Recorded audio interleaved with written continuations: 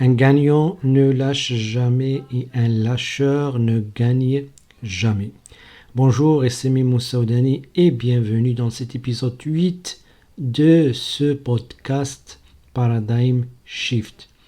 La persévérance, c'est la devise des gagnants. S'il y a une seule chose que j'ai appris durant ces 10 dernières années, d'après mon expérience personnelle, c'est l'importance d'être persévérant par rapport à ce que vous essayez d'entreprendre dans la vie. Il n'y a aucun caractère qui peut remplacer la persévérance. Je me rappelle très bien lorsque j'ai pris la décision de quitter mon job comme un ingénieur télécom en 2012 et de collaborer avec Bob Proctor comme un consultant chez Proctor Gallagher Institute. Donc changer ma carrière d'un ingénieur télécom vers un consultant dans le potentiel humain qui aide les gens à transformer leur paradigme. Je me rappelle très bien les 3 premières années, c'était vraiment très dur et très difficile. Et après une suite continue des échecs, des défaites temporaires, je me rappelle très bien ce jour-là, en pleine déception et démotivation, j'ai demandé en fait à Bob Proctor que ça fait 3 ans que j'essaie justement de faire tout pour réussir en fait cette carrière-là. J'ai presque sacrifié tout ce que j'ai bâti durant ma vie, mais sans résultat à l'époque. Donc la réponse en fait c'est quelque chose qui était gravé encore dans chaque cellule de mon esprit. C'est qu'il m'a dit en fait tu n'as qu'à persévérer. Et il m'a demandé en fait de revenir sur un passage dans le livre Réfléchissez, devenir riche. Donc si vous avez étudié la vie de Bob Proctor, vous allez savoir que il était vraiment un étudiant féroce, plus de 60 ans, de la philosophie de Napoleon Hill, qui était presque résumé dans ce livre Think and Grow Rich. Et dans ce livre-là, il m'a recommandé d'étudier en fait les 4 choses à faire pour avoir la persévérance. Et ça m'a vraiment parlé. Pourquoi ?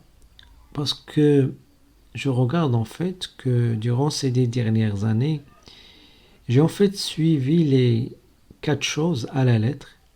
Et ce sont les choses qui m'ont aidé d'une manière exclusive et d'une manière consistante surtout à ne pas lâcher surtout mes objectifs et mes rêves et de continuer toujours dans cette mission-là que j'ai choisie lorsque j'ai commencé à collaborer avec Bob Proctor, à savoir élever le niveau de conscience des personnes en ayant une meilleure qualité de vie par le fait d'avoir une meilleure qualité de pensée.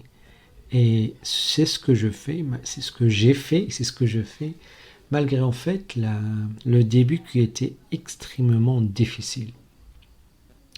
Alors, dans cet audio-là, je vais revenir sur ces 4 étapes-là et je vous invite surtout de prendre des notes, de les écrire, mais surtout de les étudier. Parce que si vous prenez ces 4 étapes au sérieux, et vous commencez à les vivre surtout, à les appliquer, à les rendre présents dans votre mémoire durant les années à venir, peut-être pour le reste de votre vie, il n'y aura aucun objectif que vous ne pouvez pas être fait et avoir dans votre vie. Alors, la première étape, il dit en fait que vous devez avoir un but précis et vous devez avoir un désir ardent pour ce but-là ou bien ce rêve-là. Donc, pour moi, en fait, mon objectif à l'époque, c'est justement réussir cette transformation de carrière d'un ingénieur télécom qui touchait à l'époque autour de, après 6 ans d'expérience, autour de $2 300 par mois, vers un consultant chez Proctor Gallagher Institute, indépendant, qui aide les gens à avoir une meilleure qualité de vie, mais surtout à se comprendre, à savoir qui ils sont vraiment, mais à changer leur paradigme. Et le rêve, c'est justement travailler 2-3 heures par jour maximum et réaliser un revenu net de minimum 1 million de dirhams par an. C'est au-delà de 100 000 dollars par an. En fait, c'est un objectif bien défini. Et aussi, j'avais un désir ardent pour le faire. Malgré les échecs, les défaites, j'ai pu justement persévérer et continuer parce qu'à chaque fois, il y avait une difficulté, il y avait quelque chose de très, très difficile. Je me demande pourquoi j'ai fait ça. Ça, c'est la première chose. La deuxième chose, comment justement à être reconnaissant par rapport à toutes les choses que j'avais à l'époque. Donc, la deuxième étape, c'était quoi? La deuxième étape, c'était définir un plan précis, surtout qui est soutenu par des actions massives. Et c'est ce que j'ai fait. Lorsque j'ai commencé en fait en 2012, je me suis promis en fait que chaque semaine, je vais rencontrer un groupe de personnes et je vais justement faire une présentation de cette connaissance-là. Peu importe s'il y a une personne, 2 personnes, 3, 4, 5 personnes. C'est ce que j'ai fait. Et la deuxième chose qui faisait partie de mon plan, c'est que chaque jour, je dois justement parler à 1, 2, 3, 5 personnes par rapport à comment cette connaissance-là, elle peut justement améliorer leur vie. C'était un plan très précis et c'est ce que j'ai fait en fait. La troisième étape, c'était quoi? La troisième étape, il dit en fait, vous devez justement arrêter de côtoyer ou bien collaborer avec les personnes qui vous bombardent avec la négativité. Soit votre entourage, soit votre famille, soit vos amis. D'ailleurs, je me rappelle très bien, lorsque j'ai commencé en 2012, j'ai changé presque tout mon entourage. Et surtout mon cercle d'amis, il était réduit d'une manière très remarquable. Pourquoi? Parce que lorsque j'ai commencé, il n'y avait aucune personne, peut-être dans mon entourage, qui croyait que c'est possible de faire ça. Parce qu'à chaque fois que je dis à quelqu'un ce que je suis en train de faire, il croyait que j'étais un faux à l'époque. Parce qu'il n'y avait aucune personne qui a fait ça auparavant. Et surtout en 2012, c'est quelque chose qui était nouveau. Donc, les gens, en fait, la plupart du temps, si je partage ça avec les gens, ce qu'ils font, c'est que justement, ils commencent à douter. Ils commencent à projeter leurs peurs, leurs doutes, leurs inquiétudes sur ce que j'étais en train d'entreprendre. La quatrième étape, il dit en fait, vous devez collaborer avec des personnes qui vont justement te supporter et qui vont croire en ton objectif, mais surtout en tes plans. Et là, c'était en fait l'objectif d'un mastermind. Je me rappelle très bien au début, il y avait en fait 2 personnes avec qui en fait presque je passe le maximum en fait de mon temps, et c'était les membres de mon mastermind.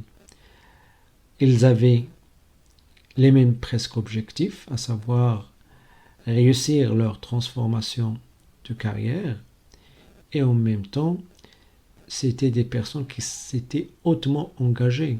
Donc à chaque fois, il y avait des défis, des challenges, des doutes. Ce que je faisais à l'époque, c'est justement d'appeler ces 2 membres de mon mastermind, ou bien tout simplement les rencontrer physiquement.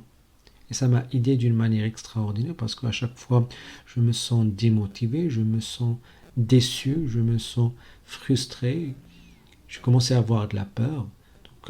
Donc j'appelle ces 1 ou bien ces 2 personnes-là Et en quelques minutes, en fait, je commence justement à se sentir mieux, mais surtout à se sentir confiant et d'être inspiré pour prendre des actions.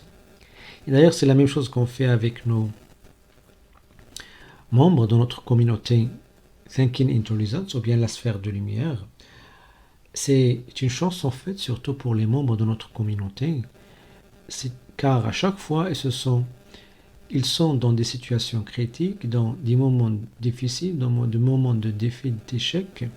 Tout ce qu'ils ont à faire, c'est justement de nous appeler, soit nous directement, comme les facilitateurs de programme Thinking into Results, ou bien il appelle en fait des membres de notre communauté qui sont là pour donner le soutien et le support.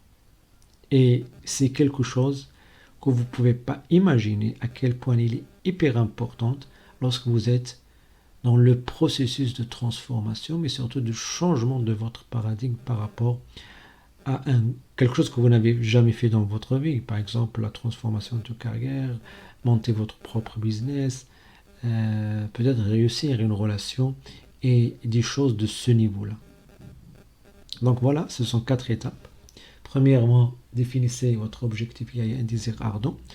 Deuxièmement, définissez un plan bien déterminé, mais surtout qui doit être supporté par des actions massives. Troisièmement, coupez vos relations avec des personnes qui sont là justement pour vous bombarder avec la négativité, surtout dans votre entourage, votre famille, vos amis. Troisièmement, alliez-vous ou bien constituez des alliances, des masterminds avec des personnes qui vont vous supporter, vous soutenir par rapport à vos objectifs et croire dans vos plans. Donc 4 étapes, ils sont très simples. Mais si vous n'avez pas le bon environnement, si vous n'avez pas le bon système, comme j'ai vécu en fait, ça va vous demander énormément d'efforts pour le faire. Maintenant, ce que vous pouvez faire pour accélérer le processus, vous pouvez peut-être chercher une communauté qui est déjà préétablie et intégrer cette communauté-là. Et ce qu'on fait dans Thinking into Results. Donc, si vous voulez justement intégrer notre communauté, vous allez automatiquement se trouver dans un environnement qui va vous aider à mettre en place ces 4 étapes d'une manière régulière, permanente, persévérante. Tout ce que vous avez à faire, c'est de demander une consultation téléphonique avec le lien qui vient avec cet audio-là, soit sur YouTube ou bien d'autres plateformes. Et on va vous appeler, soit moi personnellement ou bien d'autres membres de notre équipe. Et on va vous expliquer en fait comment vous pouvez faire justement pour joindre ce système, pour joindre cette communauté. Et comme je viens de dire, automatiquement, vous allez justement travailler sur ces 4 points-là. Donc voilà, c'était Mimo Saoudani. Je vous donne rendez-vous dans un autre épisode, dans notre podcast Paradigm Shift.